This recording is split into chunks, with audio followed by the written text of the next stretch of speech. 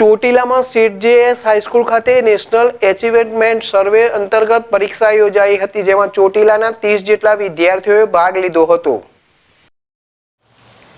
સુરેન્દ્રનગર જિલ્લામાં national achievement સર્વે અંતર્ગત પરીક્ષાનું આયોજન કરવામાં આવ્યું હતું, જેમાં સુરેન્દ્રનગર જિલ્લાની શાળાઓની પસંદગી રેન્ડમલી રીતે કરવામાં આવી હતી, જેમાં સુરેન્દ્રનગર જિલ્લાની 101 શાળાઓમાં 3300થી વધારે વિદ્યાર્થીઓએ ભાગ લીધો હતો, જે અંતર્ગત 4 ડિસેમ્બરના રોજ ચોટીલાની સેઠ જેએસ હાઈસ્કૂલ ખાતે નેશનલ એચિવમેન્ટ સર્વે પરખ રાષ્ટ્રીય સર્વેક્ષણ 2024ની પરીક્ષા લેવાઈ હતી, જેમાં 30 જેટલા વિદ્યાર્થીઓએ ભાગ લીધો હતો.